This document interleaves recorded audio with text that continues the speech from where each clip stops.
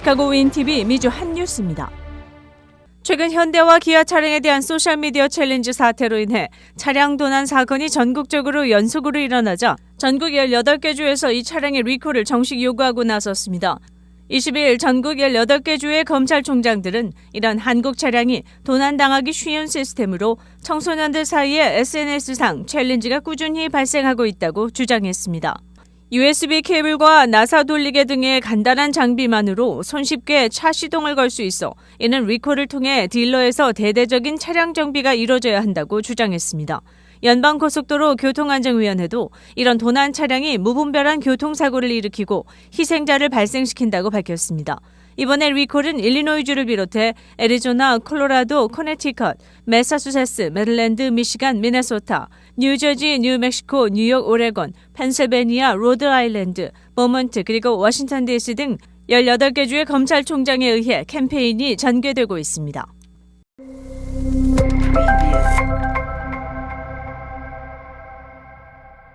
달과 화성 탐사에 도전하는 민간 우주기업의 첫 시험 비행은 일단 실패로 끝났습니다. 일론 머스크의 스페이스X가 쏘아 올린 우주선 스타쉽이 20일 이륙 후 상공에서 폭발한 것입니다. 한 차례 발사가 연기된 스페이스X 우주선 스타쉽이 첫 지구 궤도 시험 비행을 위해 하늘로 솟아올랐습니다. 그러나 우주선은 분리에 실패한 채 궤도 비행 없이 이륙 4분 만에 폭발했습니다.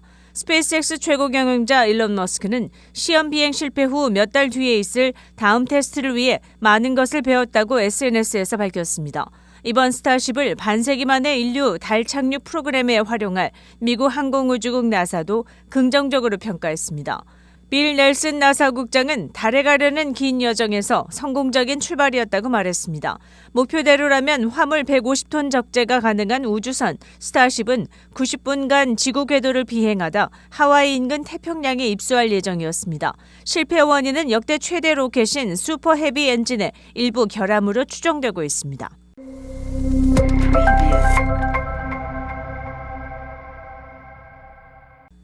조 바이든 대통령이 오는 25일 대통령 재선 도전을 공식 발표할 준비를 하고 있다고 워싱턴 포스트가 전했습니다. 바이든 대통령과 참모들은 지난 대선 때 바이든 대통령이 출마를 선언한 날짜인 2019년 4월 25일에 맞춰 4주년인 오는 25일 2024년 대선 출마를 공식화한다는 계획인 것으로 알려졌습니다. 이번에도 지난번 대선 때와 같이 소셜미디어에 공개한 영상을 통해 출마를 공식 선언할 예정입니다. 윈TV 채널 24.5는 안테나를 통한 공중파 방송을 통해 시청할 수 있습니다. 오늘은 팬데믹과 성인 자녀 자립 이야기입니다.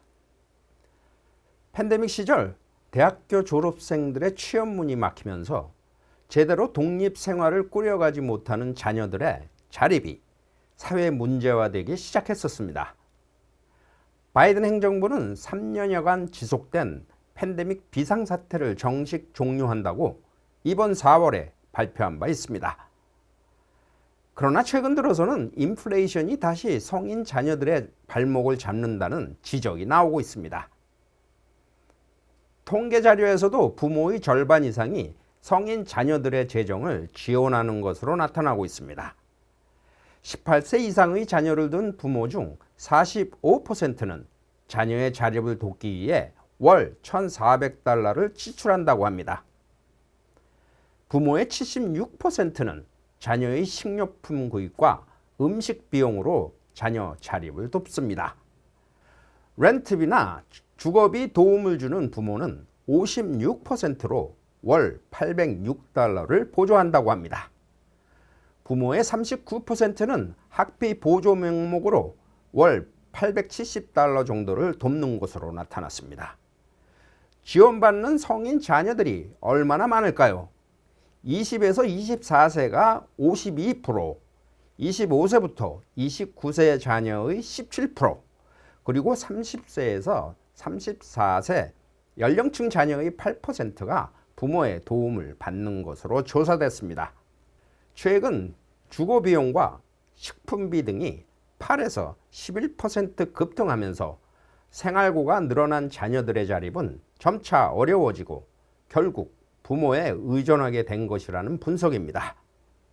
문제는 성인 자녀의 지원에 은퇴 연령 부모의 노후 대비 은퇴 자금이 쓰이고 있는데 부모의 70%가 이에 해당된다고 합니다.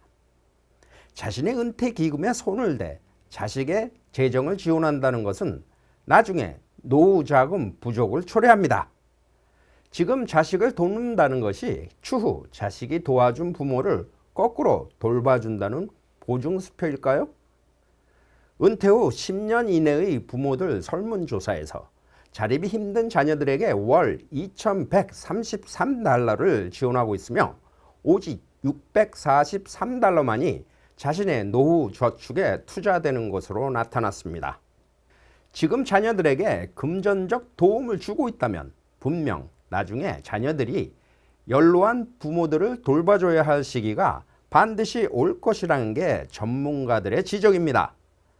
문제는 향후 자식 세대가 부모 세대보다 잘 살지 못하게 될 것이란 예측이 설득력을 얻고 있는 현 상황에서 시간이 흘러 부모가 노후 저축이 충분치 않을 때 자식이 연로한 부모를 테이크케어 해준다면 그나마 다행일 것입니다.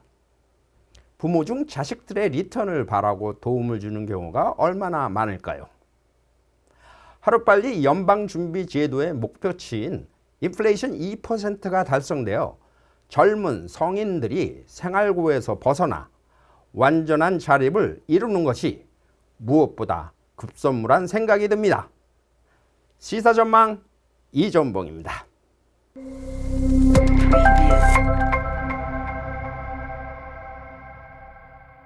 깜짝 반등했던 미국의 주택시장이 다시 침체 분위기로 돌아섰습니다. 미 부동산 중개인 협회는 3월 기존 주택 매매 건수가 전월보다 2.4% 감소한 444만 건으로 집계됐다고 20일 밝혔습니다. 전년 동월과 비교하면 22% 급감한 수준입니다.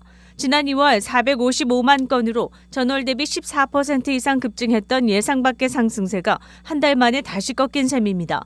지난달 거래된 기존 주택 중위 가격은 37만 5,700달러로 전년 동기보다 0.9% 하락했습니다.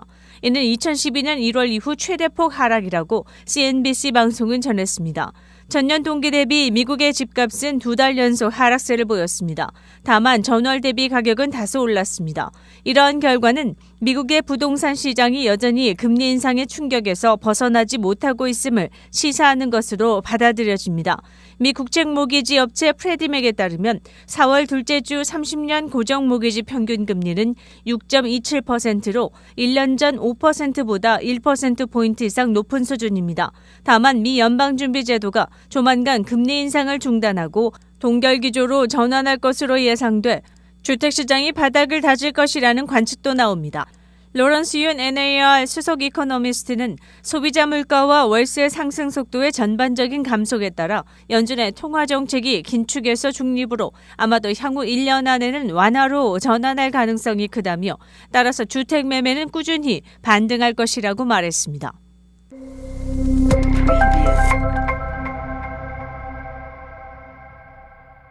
소고기를 갈아 만드는 그라운드 비프 버거가 이물질이 들어간 이유로 대거 리콜됐습니다.